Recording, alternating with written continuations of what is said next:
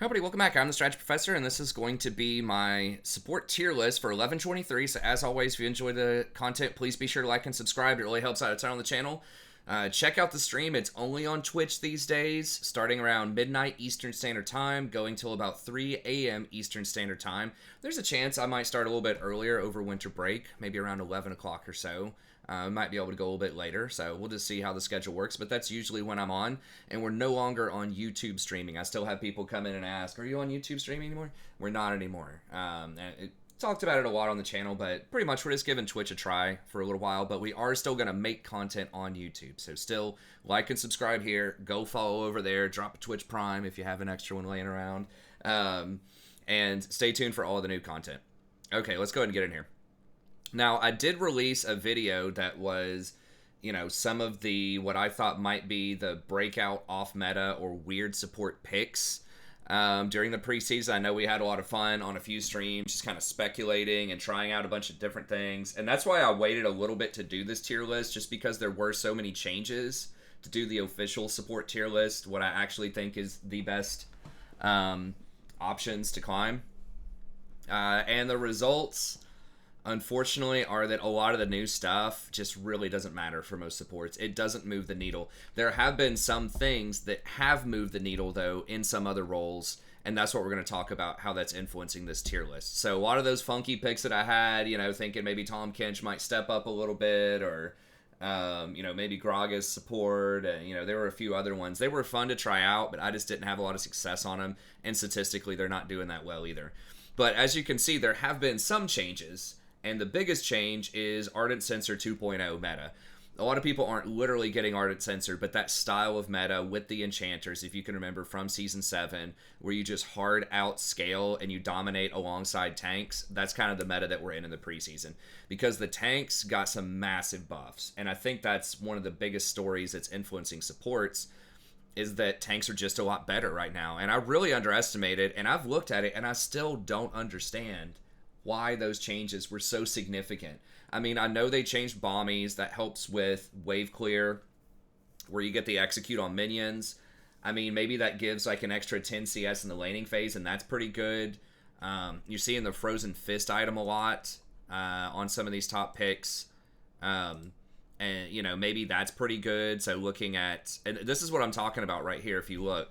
Like, you've got Shen at 54%. You have Mundo at 54.5%. You have Tom Kench at 53. So a lot of these champs are really high. You've got Urgot's not like a, turbo tank, but he's at 53. So a lot of these changes have just, oddly enough, even when Camille is, the most picked top laner, these tanks are still, rocking like 53 or 54%, which is nuts. And then if you look in the jungle, I think it was,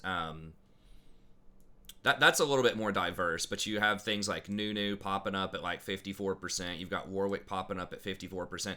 So there have been a lot of changes, and what that means in terms of supports is that when fights extend like that, that means that sorry, my cat just got knocked off the window there. I was trying to open it for her. Here, come here, Sadie. Well, now she's scared. What that means is when tanks are in a fight, that means the fights are going to go longer, and there's not as much of a premium on the hard engage because you can't end the fight immediately. Like, if you engage as, Leona on a Mundo, he's not going to die in like 1 second flat most of the time, like if you were engaging on a Riven or something like that. So that kind of lowers the efficacy of some of those hard engage tanks like the Leona, the Nautilus. They can still engage, but they have fewer targets because you can't really engage on a tank that well. And it just extends the fights in general over time because tanks do less damage typically. And they're hard to kill, so the fights go longer. Well, what does it mean when the fights go longer is that scaling matters more, where the stats really start kicking in these extended fights. So that means you have to go to champs that have a lot of plus healing and shielding, because plus healing and shielding is one of the best scaling stats in the game, and I've talked about this a lot in the past in videos, but because there's so many different ways that it scales, right? You have the stat itself, plus healing and shielding. A lot of those champions also have AP ratios, and then it scales extremely well with armor and magic resist because shields benefit from armor and magic resist. A lot of people don't know that, who haven't thought about that. So those shields work, and there still are not a lot of very convenient ways to break shields. Yes, you can get that lethality item that breaks the shields, but it's not quite the same. You have to go really far out of your way, and it's just a bad item in a lot of builds. So that's why you're seeing, especially with the recent buffs to Moonstone, which are insane, like 35% plus healing and shielding basically on an item, not including the fact that it heals itself, is just crazy. And if you combine that with something like a Redemption, even if they have grievous wounds, it's so much healing and shielding. And so that's really, a major factor that's influenced this tier list is just that, and you can see it right here if you look at the supports, right, on the PBI. Look at all, and the PBI is pick, ban, influence. So how often is the champion picked, how often is it banned, and then what's the win rate on the champion. It takes all of that into consideration. And look at all these top end champs: Lulu, Lux, Soraka, Nami, Blitz, Sona, Janna, right? So 1, 2, 3, 4, 5, 6 of the 7 top PBI champs are basically enchanters, right? Depending on however you want to classify Lux. And one person who's pretty good against enchanters, who still doesn't have a high win rate. He's just banned a lot, which is partially why he's up there. But that's why. Another reason is that games are extending in general because of the new comeback mechanics, right? Whenever you fall behind in dragons or towers or barons or whatever, your team will get more gold. And when you get more gold, it's harder for the enemy to snowball their lead and really close out games quickly. So I haven't looked at any stats on this, but I assume it's extending game times probably 3 to 5 minutes or something on average, and it's just putting a lot more gold in people's pockets. Enchanters scale far better with gold than tanks do because of the plus healing and shielding interactions, right? So if you give 2,000 gold, you're not going to give that much. But let's just say realistically, from shutdowns and all these other comeback mechanics, right? If you give someone like Sona 1,000 extra gold in a game, that's going to be way better than giving someone like Leona 1,000 extra gold. Leona has really high baseline effectiveness in a low gold environment because she has really high base stats and she has a lot of CC, which is effective regardless of how much gold you have. But she just doesn't scale that well. Her abilities, they do have ratios on them, but it just doesn't matter that much. She doesn't empower her allies who are also scaling with that gold, right? Versus when you get to something like a Sona, she does have really good AP ratios, and she empowers all of her allies with abilities that scale off of AP, and she interacts with items that also give out a lot of power. When you're thinking of stuff like Staff of Flowing Water, Moonstone, Ardent Censer, you just have a lot more teamfight presence with the items in that sense. And so because of all this extra new shutdown gold coming in and extending the games, supports are maybe getting an extra half an item in a game, which is a big deal. On Sona, when you can complete something like an Ardent Censer for that last team fight, and you have Moonstone, Staff of Flowing Water, Ardent Censer, that's a lot of buffs. So anyways, that's the primary driver behind some of these shifts in the meta. So let's go ahead and go in. So the meta has shifted in the preseason, just not because of the flashy stuff, not because of the items or the, under the hood stuff, has primarily been the driver there, right? The rise of tanks and how enchanters work with tanks, and then subsequently the gold thing. And this is warping other roles too, so you're seeing less assassins as well, which are very good against enchanters because assassins are terrible against some of these hard tanks, right? When someone has 4,000 health and 300 armor, your Zed's not looking so good in that situation. So that's a huge part of it as well, is that tanks scare off assassins. People want to go towards more sustained damage types of champions, and that also favors enchanters. So anyways, all right, so number 1, I have Sona up here. She has an extremely high win rate right now. She's very reliable, aka easy to play, and she just has an extremely good kit. I think that she leverages Moonstone better than anyone else, just because all of her auras trigger it, and she can just spam those auras over and over and over again. She has such low cooldowns later in the game, and then getting that plus 35% healing and shielding is massive with her W. Just puts out an extreme amount of healing and shielding in team fights. I've done lots of analyses of her over the years in the channel, and she's just one of the highest scaling supports, if not the highest scaling champs in the game. It's just that she can get engaged on, and she's squishy. but she's the queen of support on support fighting most of the time. Like Enchanter versus Enchanter, she's just going to outscale almost anybody. So that Moonstone 35% is incredible on her just because of how it interacts with her kit. And then you have the option of getting something like Ardent Sensor, which again, she can apply to everybody very comfortably. You could also do Staff of Flowing Water, and she's very good with the Putrefier if you want that. So she's just got a suite of different items that can fit different situations. You can just max W if you want, but she also has pretty good harassment in the laning phase. So if you pair her together with someone who can go aggressive early, like a Janna or Misfortune, especially if they don't have hard engage, if you're just trading shots early, you can throw an Airy on her and just go Frostfang. And the nice thing about this is whenever you press Q, I think the range is like 900 or something. It's either 8 or 900. It's well beyond auto attack range. You can just walk up, and even if you can't safely auto attack them, if you think you're going to take too much of a trade back, you can just Q, and it's going to automatically hit at least one of them, if not both of them. And it's very cheap early on. It's only 50 mana. So, you know, it does basically a guaranteed 40 damage plus an Airy hit. You can take Scorch if you want even more early game pressure. And so she has really good, very consistent poke. There's no interaction with that other than hard engage on her. You can't dodge it. You can't hide behind minions. It's going to hit you. So she can just kind of wear you down in the early game, and then it scales really well to empower your allies later on in the game also. And then her W early is like pretty bad mana cost wise. It's 80 mana. But, you know, as the game drags on, it only goes up to 100 mana, which is not that much more than a lot of other heals. Hi, what is it? What is it? There's candy treats. Oh, okay. A special one coming up. Okay, go ahead. Okay, you better go get it. So yeah, she just has all of these different things about her. They're really good. As you can see, I don't know why it falls off so much at 40 plus minutes. Probably just because there aren't that many like games or sample size or something there. But she just goes up and up and up for most of the game. As you can see, most games are ending around like 25 or 30 minutes. But yeah, just really good suite of items. If you can't punish her, if you can't catch her and kill her, then she's just going to hard win. Now, I will note here that these new items like Crown of the Shattered Queen, which I've thought about trying out on her, they just aren't as good as Moonstone. Shirelia's is very close if you want the movement speed. She does have an E, which also increases movement speed. So you don't necessarily need the Shirelia's, but it is handy. I would just stick with Moonstone, though. This thing will just give you thousands and thousands of extra healing in a game, so it's really OP.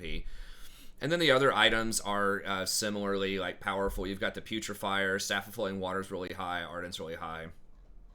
So just very good combination of early game pressure, extreme scaling. Just be careful that you don't get collapsed on or whatever, or caught out of position, and otherwise you can just dominate. You do have the R, which layers together with a lot of wombo combo comps. If you have something like and you are going to see some more of those, like team fight 5-on-5 wombo combos with the tanks. If we see something like Sejuani come back in, or a Mumu, and then you still have stuff like Jarvan running around. So there's a lot of, and Misfortune obviously. So there are a lot of different really good combos with her R. But super strong champ, very consistent. I will say one thing about her that is somewhat skill expressive that a lot of people don't always do is, in team fights, you want to be trying to use the green power cord, because it's basically like a mini exhaust. It reduces the damage dealt by the target by 25% for 3 seconds. So that is pretty handy.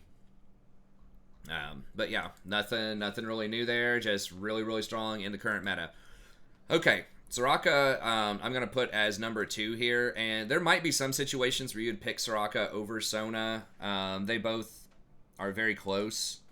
A nice thing about Sona, too, that I didn't mention is that her W, a lot of the effectiveness of the healing, or the healing and shielding there, is the shielding. Right, and that like half of her W is a shield, and so even if they have grievous wounds, you're still giving out like a pretty decent shield in those fights. So you don't get completely wrecked by plus healing and shielding like you would if you're Soraka, for example. Now there are some mechanics with Soraka. They did change her ult to remove grievous wounds while it applies the ult. Now I don't know. I think that can just be reapplied almost immediately. I don't know if Ignite, like how that interacts with Ignite. I could probably look it up if it just removes it for the entire ignite, or if your ult just slips through and then it just reapplies it immediately thereafter. But either way, similar to Sona in the sense that she just has extreme, I would say higher single target healing than Sona does. Sona has more like buffs that she gives allies and more AoE healing and shielding if you are touching, 2 or 3 other people in a team fight with your auras. But Soraka has that single target burst healing that makes it, really, really hard for someone to, blow someone else up. Especially if you can kind of safely hide in the back and just, like, heal up the tank. They're just never going to kill them when they have, like, all that armor and magic resist. So, really strong. And a nice perk of Soraka is that she basically has global presence. So, if you have a split pusher on your team, or if there's just some fight breaking out somewhere and you're not there, you can always just press R, and that can extremely influence like how that fight's going to go down. So that is very, very nice that you have basically free roaming over the entire map if you just watch your mini map and you're interpreting the situation correctly. And that also allows you to pick up a lot of assists, which is really nice when you're trying to stack Ulti Hunter, which is something that I really, really like on her that you don't see as often. But because it is such a high impact ult, but it does have a really long cooldown, you get a lot of value out of Ulti Hunter. And then, like I said, you can get the assists, and the assists help you stack the Ulti Hunter as well. So it kind of works with each other really well throughout the game. But one thing about Soraka that it just kind of depends on your elo and I guess your skill a little bit more is like her Q is very good, but you have to actually hit it. And its range is not as far, I don't believe, as Sona's is, and it's definitely not guaranteed to hit. It's a fairly slow projectile at max range. I think it goes faster when you're close range, but at max range, it's a pretty slow projectile. So it's fairly easy for a lot of the popular ADCs like Vayne, Lucian, Ezreal. A lot of people like that can dodge this pretty easily. So it's very good if you hit it. And it does have a really, really low mana cost, only 45. And, I like getting maybe 3 points of this in the laning phase. It is really good harassment, and it's good wave clear. So if you just want to push them in with, like, Caitlyn or something like that, you can just queue the back line. Even if they dodge it, whatever, just put them in the tower. You can do that as well. So, she has some interactions that are pretty nice with that, and you do get the extra bonus movement speed if you hit it. But the main theme here is you have to hit it, and there's a lot of mobility, and people can trade back onto you if you don't hit this.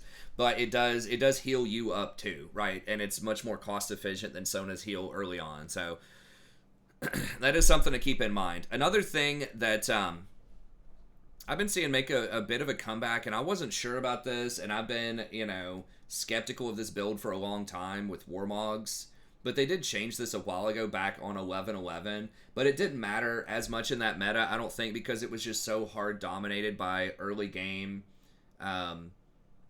champions and hard engaged stuff, like your Leonas, your Nautiluses, all of that stuff was just kind of taken over in solo queue, and so Soraka, it was really hard for her to thrive in that environment. But now going back and looking at this change again and thinking about it and just looking at it statistically here, going Warmogs might be a decent option as second or third item, just because they lowered the requirements to 1100 bonus health now. It used to be like 2700 max health, so that was really hard for enchanters to get. But with Soraka, it's 1100, and this gives 800. So your Mythic is going to give you 200. So that's going to be 1,000. So all you have to get is 100 extra. So if you take Relic Shield, then you will get that when you get to the tier 2 Targons. So you will have this. Now you might say, well, why would you want this on Soraka? Well, obviously it's a ton of health. So it makes it extremely difficult to burst you down when you have like 2,000 plus health on Soraka, and you have your ultimate, which heals you up for a ton, and you have your Q, which is going to heal you, and then you're probably taking either exhaust, barrier, or heal. So it just makes it really hard to blow you up if they do happen to have an assassin. And if you haven't taken damage for 6 seconds, so if you hang out on the back line, it starts healing you for a ton of health. over time. I don't remember if it's as much as it used to, but it is a lot of healing. And this is very good on Soraka because your W costs you health. So it's not a lot of mana, but it does cost you health to use your W. So being able to, unless you hit your Q, but again, the Q is conditional. People can dodge that, and especially in a team fight, it might be spooky to go up and try to land a Q on people. So you'll do your best. You try to hit the Qs, but sometimes you just can't. Or if you're against a lot of poke, or your allies are running away, and it was a scary fight, sometimes you just want to heal people out of combat. Or if you want to fight and you're trying to, rotate over to Baron or something like that, and everybody's really injured and you don't have anyone to queue, then you can use that W. So it does have a lot of applications if you get that. The downside, of course, is that it doesn't have any plus healing and shielding on it, and it doesn't have any AP on it. So that is going to hurt your overall healing. However, if you have Moonstone now, with this change, this 35% plus healing and shielding that you get off of this in extended fights is already just like an insane amount of plus healing and shielding out there. So you're still going to be cranking out some pretty big heals. Just with your baseline W plus Moonstone is already an insane amount of healing. So you might be thinking, okay, it's overkill. I just want to make sure I don't die, so I'm going to take Warmogs. So I think that this is the first time in a long time where this actually is a pretty viable option on her with these different builds. Now, this is a little weird, this chart. I don't quite understand what's going on here, why she falls off so hard late game compared to something like Sona, because I think of them as having a similar power curve. But as you can see, Warmog's second even is not that unpopular. There's a decent sample size. And it's about the same win rate, even slightly higher than a lot of these other options. And as third item, it's also pretty decent. So I haven't tested it a ton. It is a lot more expensive than something like a Redemption, and it doesn't help out your teammates. So you got to think about how much you're personally going to get targeted in this situation. But if it's going long, if your team has a couple of tanks, their team has a couple of tanks, you think it's going to come down to 20-second fights, especially if you're against another Enchanter, like a Sona or something, who's also going to be healing for a ton. That might give you the edge there, that you may be able to outlast them if you have the Warmogs to replenish your health. So just something to think about. If you do want to go for, if you're also afraid of getting blown up, you can also go Guardian. Just go in Guardian and then Font of Life. Font helps you sort of redistribute some of your healing to other people, and then you can also get Conditioning and then Revitalize. You definitely want Revitalize on her. This is like trolling, saying taking the Overgrowth instead of Revitalize. I don't know what the stats are, and I don't care. You have to have Revitalize on Soraka, in my opinion. It's way too strong. It's 15% plus healing and shielding against a target that's below 40% health, and then with your R, you get a crazy amount of extra bonus when they're below health. It's just so many multipliers and how that stacks, because this stacks multiplicatively with plus healing and shielding, that extra 10%, because it's not technically a plus healer or a shield, it's something else. So anyways, it stacks multiplicatively instead of additively. It's very, very good. So if you go for that build though with the Guardian down to Revitalize, that frees you up to go for something like Zombie Ward and Ulti Hunter, and I think those are very, very impactful. It's yes, area is good, but this other stuff I feel is not as necessary. Your mana is already really good. You probably don't need Mana Flow Band. It's okay. And this stuff is sort of whatever. Transcendence is cool, I guess. Gathering Storm is good at 20 minutes. So it's not horrible, but I don't know. I guess it's up to you. I really like Zombie Ward for the extra vision, and then of course I like Ulti Hunter. But either way, Soraka's back. A lot of different builds with her. I would suggest most of the time either just Moonstone Redemption, which Redemption just hits like a truck if you have a fully charged Moonstone. So if you just wait a few seconds in a fight and then drop the Redemption, it's just going to heal people for 1 billion. Or you can go for that personal protection with Warmogs, which is kind of unique to her. That's not really a good option for someone like a Sona. Okay, and then we have Lulu. Now, the thing about Lulu is she doesn't scale as well with plus healing and shielding as Sona and Soraka, so Moonstone is not as crazy on her. And that's why she has a lower win rate by 2% lower, but she's the best at buffing up the damage of your allies. So if you have an auto attacker who does just a ton of damage, it's like Cogmaw, Vayne, Jinx, Twitch, that type of stuff. And those champs are going to be far stronger because remember, they're going to have more money in their pocket from these shutdowns. The game's going to extend a little bit longer. There's probably going to be less pressure in the laning phase on them because more people are going to be playing Enchanters. And so they're going to be very good. And this is why you see, I think Vayne had like a 54% win rate or something. Lulu is very good in that environment and buffing them up because, you know, her W gives an extra like 20, I think it's like 35% attack speed, and it gives movement speed. But then your picks, every time they auto attack, it does like at least 80 extra damage in the mid game, and people forgot about that. That's a lot. 80 damage on hit for some of these champs like Vayne who attack like super fast is very good. And her ultimate is an infusion of health, so it gets around grievous wounds. So it just stops someone from getting bursted out. It's immediate. It has a knock-up. It doesn't scale with plus healing and shielding because it's an infusion of health. So it gets around grievous, but also doesn't scale with Moonstone. So that is a little bit awkward. So it makes you a lot better at protecting people in the early game, but then not as much like huge team fight potential as Sona or Soraka late game. And that's just kind of the theme of her too, is her team fighting is not as good just because she doesn't have a lot of like AoE stuff that affects out a bunch of allies at once, and her cooldowns are a little bit longer. But that single target, you know, the single target damage output you can apply to people, and the amount of single target burst protection that you can give somebody is very, very high. So if you have that Vayne, the Kog'Maw, you know, something like that, Twitch, then I think that she could be a pretty good choice if you want to just, you know, really go for the hyperscaler. The W is also very good against some of these squishier champs that want to go in close, want to go into melee. So if like Riven's trying to flash in and blow up your AD carry, or, you know, any sort of assassin, Zed's trying to go in on your Kog'Maw or something, if you can just land this polymorph, it just completely shuts them down, and you know, you just like hard dominate them. So it's very, very hard to dive Lulu because of that kit. So her ranges are smaller, her scaling's not as good in terms of team fights, but her single target buffs are pretty much unmatched. And she has really good single target burst protection if they're trying to go hard on you, so, or on your ADC. So I think she's very good. And then we have Rakan. You know, I gotta have Rakan up in S. I think that he is an engaged champion who can keep up somewhat with Sona and Soraka, not fully, not the entire game, but for a little while. You know, he does have really nice contributions. His shield is very good. People forget this. It's a 1.6 AP ratio. So if you can get some AP on him, then he can be pretty strong. And he just has really, really good target access on the back line, better than almost anyone else, because you can run at him and then use your W to get that positioning.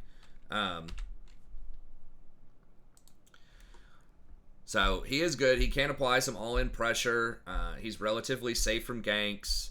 You guys, I've talked about Rakan a million times, and I play him all the time on the channel, so I don't need to say that much more about his baseline stuff. But, you know, people have been trying out this Glacial Augment. I'm not entirely sure that I'm sold on it. It depends on the matchup. It has been all right. It's been all right. It does, the slow does scale with 10% or 5% per 10% of your plus healing and shielding power. So it's a pretty good slow. It does last for a while. The damage reduction is okay. It doesn't give you any personal protection though, so you want to be careful with that.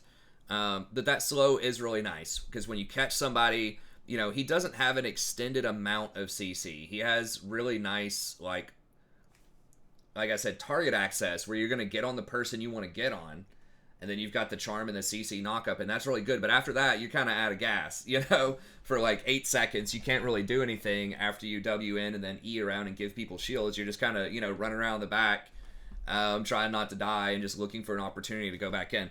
So his cooldowns are very long compared to other people. And so, you know, when you've got Sona that's like machine gunning buffs and all this other stuff, every like 3 seconds she gets 3 more abilities. You've got Soraka, who's like a 2-second cooldown on her heal, literally, before you have cooldown reduction.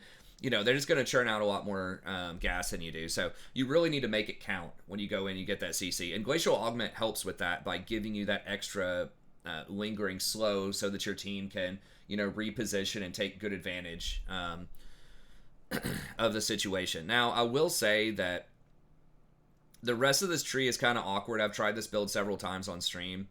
Um, Perfect timing is awkward. Like, yes, obviously it's nice having that stopwatch, but it does kind of eat up an inventory slot, which is really important on Rakan. That means that you can't go seal, dark seal if you want to early on.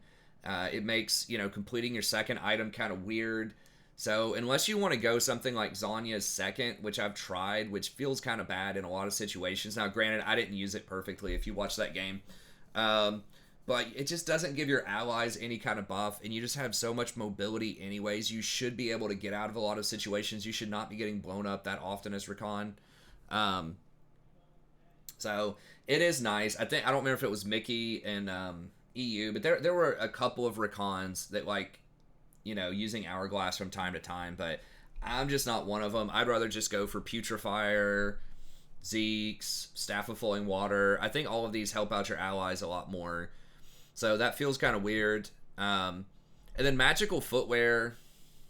Obviously, you want movement speed on Rakan ASAP so you can make plays, so it is really awkward to have this item. Hex Flash, you don't really want on Rakan most of the time. So it really comes down to Footwear or Stopwatch. You can still use this once, I guess, and it's cute. You can use it for a tower dive or something and then just get rid of it. You don't have to buy Zonya's with it. Just feels a little like, to me, like I'm priced into it when I take Stopwatch, but because then Zonya's is only $23.50, you get the 250 gold discount. So I don't know, that feels weird. And then this tree is just horrible on Rakan in my opinion. Like, yeah, okay, you get basically 150 mana off of biscuits, but you don't need that as Rakan that much. Especially if you're going to go Shirelia's, which I think is still probably the best item on him. I mean, it's nice. The mana's nice, but it just feels really underwhelming. It basically doesn't even heal you in the laning phase anymore. It's really wimpy, in my experience, trying this out. Now, this is good. Cosmic Insight is good. Extra Spell Haste is great. You get more flashes. You get more ignites. And the item Haste is really good with Shrelia. So that's a very strong rune. That's nice. But these two just feel so anemic. These feel really bad. Versus... if you go for the more standard Guardian build, you have Font of Life, which allows you to spread around your Chemtech Putrefier, which you're probably still going to have to buy, especially in the age of Soraka and Sona. You're almost certainly going to have to buy Putrefier in a lot of games. And that just helps you distribute it much more evenly and keep it up for a really long time for your team. Because whenever you go in and CC somebody, they get that debuff on them for 4 seconds, or it might even be 6 seconds. With Font of Life, and then anytime anyone auto-attacks that target, then they get the Putrefier buff, because the heal from Font counts as a heal from you. It's not lifesteal for them.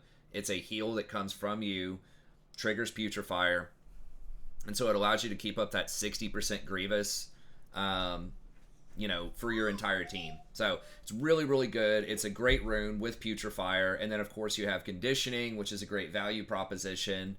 Bone Plating can save you in some all-ins. Like, that's a very good tree. And then the tree below that, you've got Revitalize, you've got the Tenacity rune. You have several good options there. So I just think the bottom 3 runes out of the Guardian tree are going to be far better than the Inspiration runes. And its Glacial is about a toss-up with Guardian, in my opinion. Guardian protects you personally, and I think it, in a lot of situations, protects your allies from burst more. But the AoE slow in team fights off of Glacial is very nice. So Glacial's probably a wash. It's probably about even with Guardian, but the other 3 are just far better. And then I think that you really want to go... I like Zombie Ward a lot. And then this does have a higher win rate with Relentless Hunter. I think that Ulti Hunter has the highest potential, though, just allowing you more ults, just to really kind of take over the game, make more plays more often. So I would just pretty much always go Ulti Hunter. The movement speed's nice, but you just need to, kill somebody every 60 seconds if you can, basically, and just hard carry your team to victory. Especially because you're going to get outscaled, like I said, by a lot of these enchanters. So, anyways, not that much new, like, on the Rakan front. Unfortunately, I was hoping there would be more that was cool. Like I said, Glacial was okay. It's just the secondaries kind of suck. And then it's not that much better than Guardian. It might be a little bit better. Some of the other stuff I've tried. I did try Everfrost, and this does feel good when Like being able to get those double books early is really nice. It does give you a bit more kill threat, which is good. But there were so many games that I played where it's like, if I just had that little bit more movement speed, then I could have caught that person, or I could have had a better engage, or if I had, the active from Shirelia's, my teammates could have gotten in there, made a better play, or I could have helped somebody escape with just even the passive movement speed off of Shirelia's. So it's like the stats are lower on Shirelia's, but that movement speed, it's just so hard to put a number on that because it just determines if you're gonna like get the kill or not, or if you're gonna get away or not. A lot of times, and sometimes that determines whether you're gonna get Baron or not, or they're gonna get Baron. So it's just a lot of like stuff that's hard to quantify. That makes Shirelia's really, really good with Rakan and his kit. So I feel like I would just want to go Shirelia's pretty much every time. I don't know.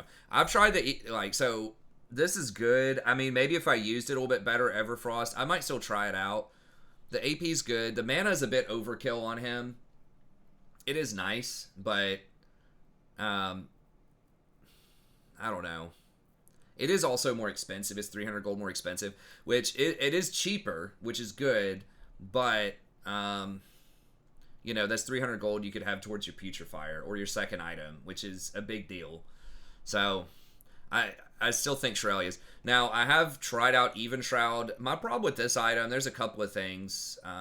It does have a higher win rate, so I haven't tested this one as much as I've been testing Everfrost. But first of all, it doesn't have any mana on it. So if you have extended skirmishes early in the bot lane, you take several trades, or you've been in lane for a while and you have to rotate and you're going to fight around dragon or something like that, you don't have the mana. So going out of mana is definitely a real concern when you go this early. So this is maybe overkill on the mana with Everfrost. This is underkill on the mana. Now you can kind of get around this, I guess, if you want to go Putrefier first. That doesn't have a good win rate, but you kind of have to go out of your way if you want to do that. Now, the extra 12% damage is very good, but again, just not having that movement speed feels like it could be pretty bad also. It is nice that there is no cooldown on that, so you can trigger this on a bunch of people and keep it up for a long time in a lot of fights, and that can help your team hack through some of these turbo tanks. So I may need to revisit that, especially if they have a lot of AoE damage. Having the extra 30 armor, 30 magic resist can help you a lot if you might get hit by Ziggs bombs or, brand ults or just random stuff that's really hard to, avoid as a Rakan in a team fight. Locket, interestingly, has a really low win rate, so I just would not get Locket on Rakan, but having a nice balance of some extra resistances, but also some offense to help your team out, seems to be the way to go. And it looks like that has completely displaced Mandate. It looks like just literally nobody gets Mandate anymore. Even though they buffed Mandate a while ago. Mandate was kind of cool because it increased your damage. Oh, there it is. Yeah, horrible win rate. It did increase your damage, but it also had AP and mana on it. So that was really, really nice. But that's pretty much it. I tried getting Cosmic Drive also second on Rakan, but just being 3,000 gold, it's just too much. It's still just a Putrefier meta. That's all it is. I mean, I know everyone is probably tired of that from Season 11, just constantly Putrefier, Putrefier, Putrefier. Everybody has too much healing, Gore Drinker, blah, blah, blah. Now it's Moonstone everywhere. Moonstone and Gore Drinker. Some people are still getting those items, and it's just what you got to do if you want to win. So I know it's the fun police. Hopefully Riot nerfs something about it. I'd be shocked if they don't nerf Moonstone in the preseason. They're probably going to take it back down to 25%, which would still be good. And they really just have to nerf Gore Drinker, Sterix, and Shield Bow. I'm not going to go on my tirade about those items again, but everybody knows there's just way too much healing right now in the game. It just forces everyone to get Grievous, which is really bad for item diversity and champion diversity. Okay, last few here, and like I said, I don't want to take too long on these, but Janna is Janna's okay. I mean, she has long cooldowns, especially early on, the 18-second or 20-second shield or whatever is pretty ridiculous, especially because it's a decaying shield. She's one of the only enchanters that has a decaying shield, right? Lulu doesn't have it. Sona doesn't have it. Soraka doesn't even have shields. Rakan, no decay on the shields. They just really, like, someone just really hated Janna. I don't know, that Janna mains meme or whatever, the e-girl meme. People were just haters of Janna back in 2008, and she just got whacked so hard. But anyways, so she's all right. She's very good at peeling champions that are trying to, dive your back line. Her ultimate is very good in team fights. So she can be strong. She does have, like, pretty good point-click harassment with her W. I don't think it's as good as something like a Sona or a Soraka. I mean, maybe. But the big deal with Janna is she can't heal herself. Like, she can kind of shield herself, but the shield is pretty bad, like I mentioned a second ago. And so if you take a trade with something like a Sona, you walk up and W her, and she, Q power chords you, you're taking a tough trade back, and then the next time you trade, she can use her W to shield your W and then heal her and heal her ally back. So the trades just don't go very well with Janna versus some of these other enchanters. Now, she is a little bit better at harassing stuff like Nautilus or Leona, because you can still go up and harass and possibly peel them.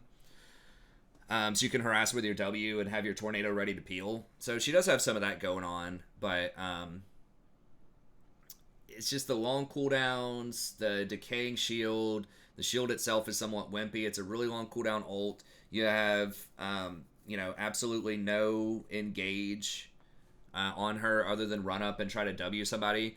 So those are kind of the downsides. Her ult also, like I said, is longer cooldown, and you have to channel it, which could be disrupted. You could potentially screw up your allies. If you, push the enemy into a wrong position, your ally might miss a skill shot or something like that.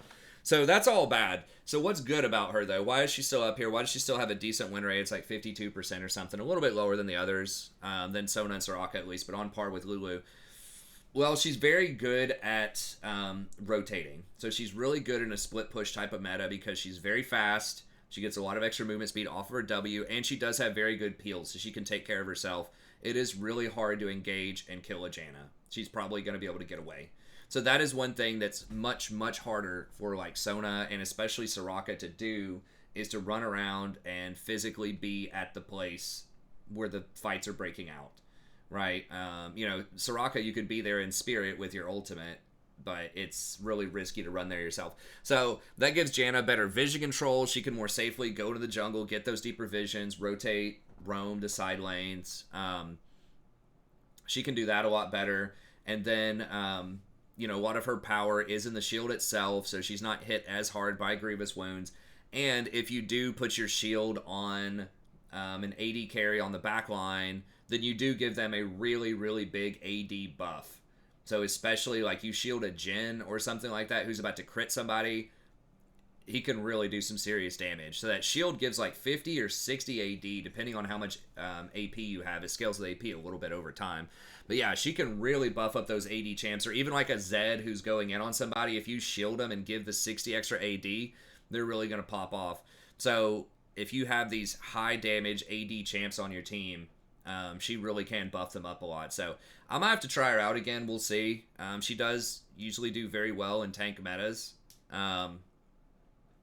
But I think she can get outscaled by the Sona and the Soraka. Some of it is going to come down to your AD carry, though, right? If you have Ezreal, who's like 0-5 on your team, and the enemy has, like Vayne, who's 5-0, it may not matter that you buff up that Ezreal, and the Vayne has a Soraka, even though she hasn't put any buffs on there.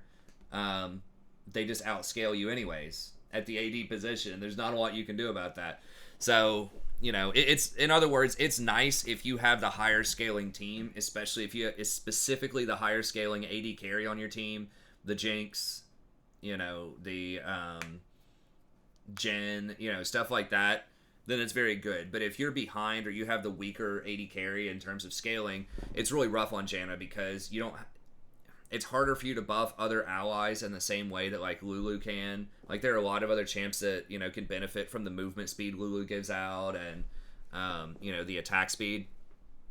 But Janna specifically, it has to be AD. And you just can't really engage as well as some of the other champs. You don't have a lot of like long duration CC, like something like a Sona ult. So she is good, but it's a more specific comp that you want to put her into, a more specific situation. But she can still be very, very strong.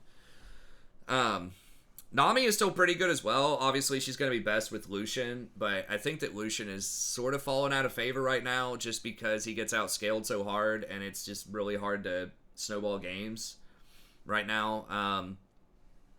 She's okay. There are a few other champs out there. If you want early pressure, possibly early killing, in the early game, she's pretty strong with that. But again, she's going to get outscaled by a lot of the enchanters. But she is still an enchanter. She does still have a heal. So that's why I have her higher than a lot of the other champs on the list. And then Blitzcrank, very good against enchanters, very bad against tanks. So he's very, context dependent. And also, he's a lot worse as the game goes on because, he does have some okay scaling with his AP ratios. And I haven't tried it. I've always wondered, would something like Everfrost be good on him? You do have a 100% AP ratio on your Q and your ult, so you can potentially burst people, but he just runs out of gas. Like the hook, once your hook is down, you just don't have a lot. You do have your E, but once people get a couple of items, it's tough. And kind of like I just mentioned with Nami, it's just really hard to snowball games right now because of the catch-up gold mechanic and just the people who are playing tanks, playing enchanters. It's just really hard to push your advantage. So also, Scuttle is something I didn't mention, but that could be slowing down games too, that there's a little bit less gold on the board in the early game, so it's harder for, junglers to take over as much. I don't know. I haven't thought about that as much. I don't know if it matters, as far as the overall pacing of the meta. It might matter for specific junglers. I mean, maybe it encourages people to play scaling junglers more than your Xin Zhaos and Lee Sins.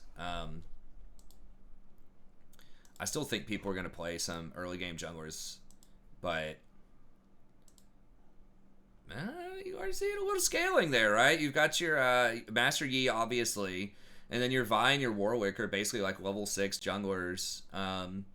So yeah, a lot of the early game stuff has fallen off. Well, that's win rate, but as far as pick rate, a lot of these are scaling, except for Lee, but you aren't seeing Zen or some of these early game terror type of junglers just aren't that popular right now. So maybe that is impacting the meta in a significant way. But either way, Blitzcrank, really good early. It seems like he should be very good against Sona and Soraka, but the problem is getting them consistently just keeping them out of the game, because if they get to 2 or 3 items, they're just going to be able to probably heal through whoever you grab, especially if it's a tank.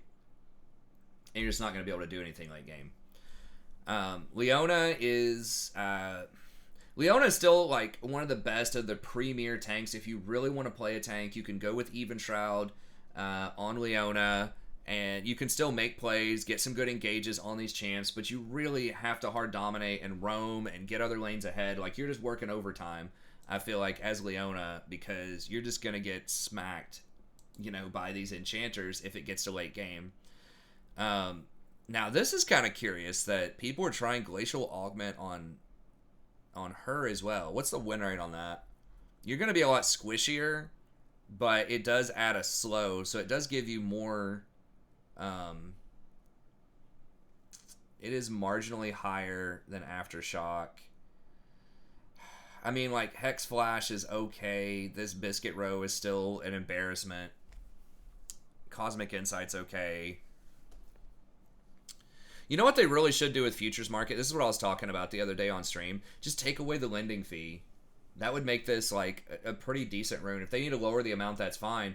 But you're still not gaining any gold advantage. You're just smoothing out your curve with this so that you could buy an item a little bit faster and you'd still go in debt, but then you're not actively losing money. But the fact that you actively lose a flat 50 gold, sometimes you just need 100 gold to complete an item, and this would be helpful, but now it's extortionate prices. Or just make it a percentage.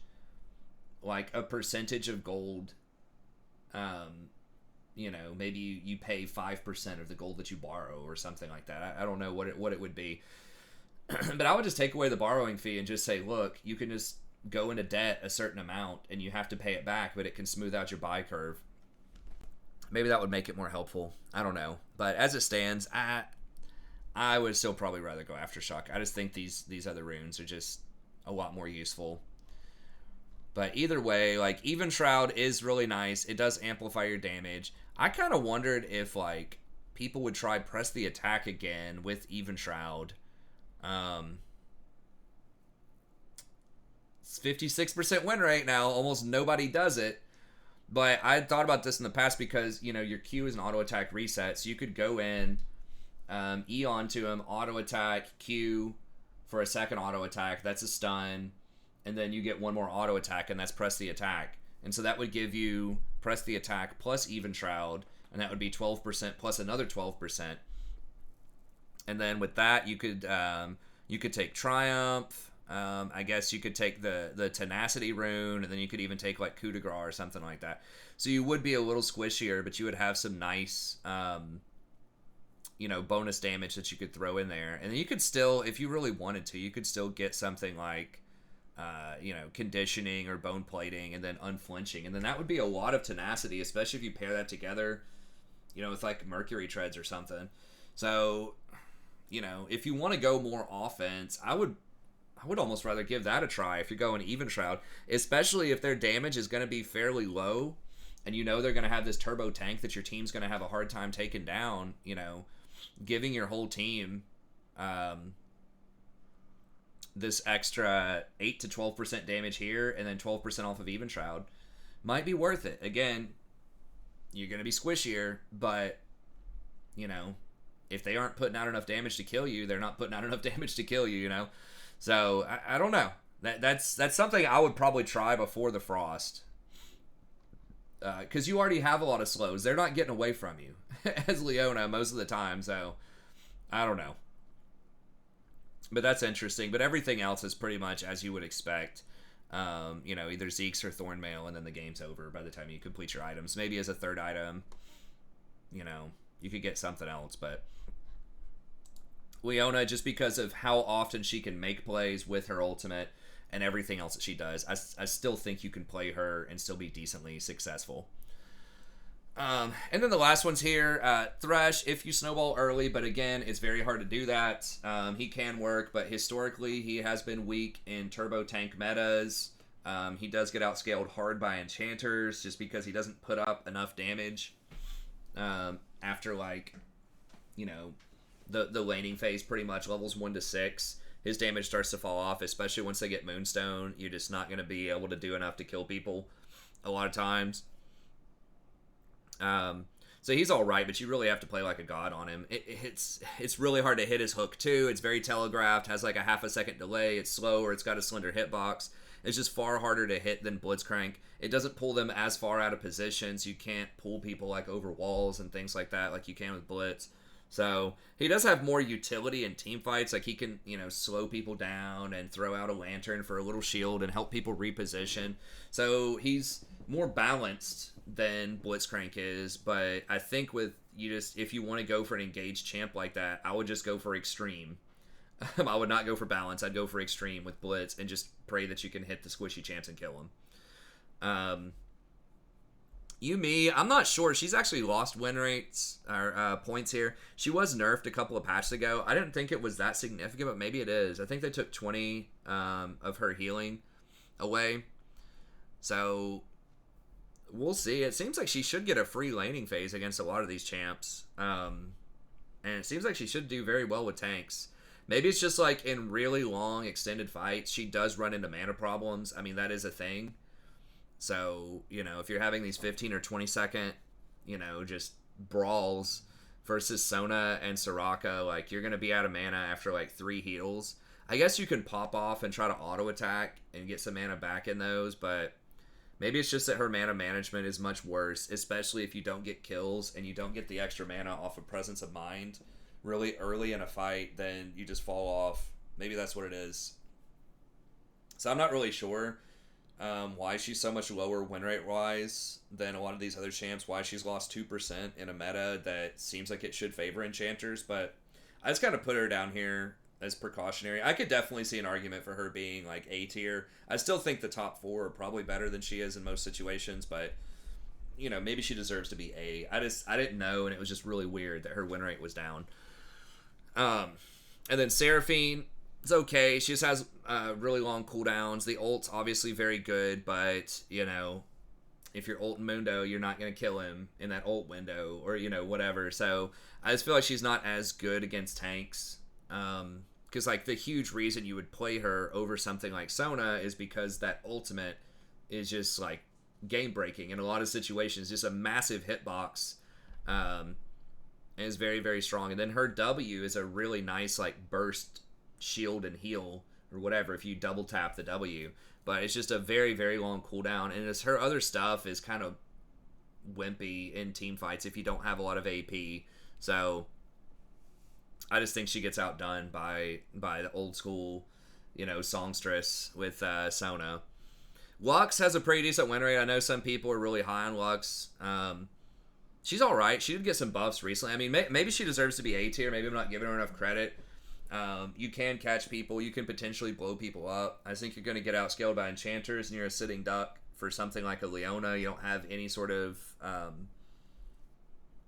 ways to dodge or get away with that. I mean, neither do Sona and Soraka, or it's a lot harder for them to do that, but I don't know. They just have so much better scaling, I think, than she does.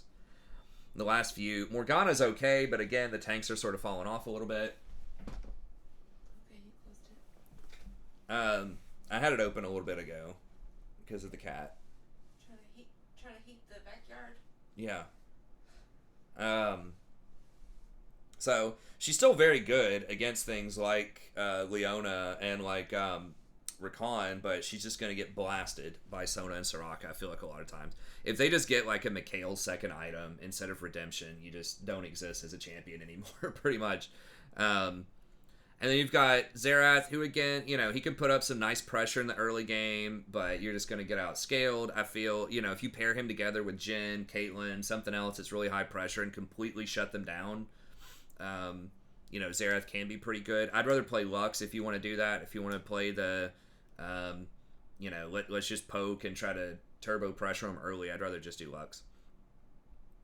Orianna, I tried out on the PBE. It was actually pretty good with the Frost item, but again, I'm playing against probably lower ranked people. I don't know who I was playing against on the PBE. So she feels good, but I think she's just going to get outscaled, just like I'm going to say about everything on this patch. It's really cool champ, really cool kit. Moonstone's just super impressive right now on Sona and Soraka, though, with these tanks, with the extra shutdown gold, extra 5 minutes in games, all that kind of stuff.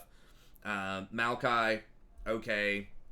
Engage tank, gonna get outscaled. The seed stuff, not gonna matter if you're against Sona or Soraka. Nautilus, same drill, good, solid engage champ. Lower damage, I think, than someone like a Leona. Can be okay. Again, you're gonna lose at 2 items. They get Moonstone, Redemption, you're done. Alistar, same. Rel, same. Amumu, same. Your Zyra and Brand, they can, put up really good damage early. They can get Morellos to try to help out a second item. It sucks to get that item compared to other, a magic pin item or something like that. But you can maybe put up enough pressure to matter in the early game. Getting, in the really late game, if you get a lot of comeback gold or shutdown gold or whatever, they are more slot efficient than Sona and Soraka. They can fit more gold into their slots if they do get to, 5 or 6 items. But I still just think you're going to get outdone. Just nothing's going to beat, if you have 3 items, if you don't kill someone, immediately at the start of a fight, which is hard.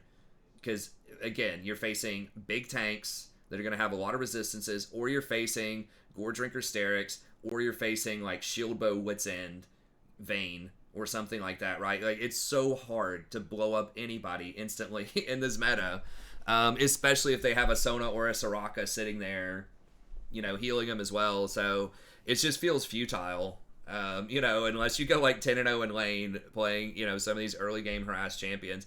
I'm sure they still have okay win rates, especially in gold and lower, but where there's just going to be a lot more gold and people are going to make missteps and you can, get kills and snowball early. But Anyways, that's gonna be it. Thank y'all very much. I do want to try to keep this under an hour. Be sure to like and subscribe if you enjoy the combat, or if you enjoy the combat and the content, and come by and check me out on Twitch, the Strategy Professor, and I'll see you next time.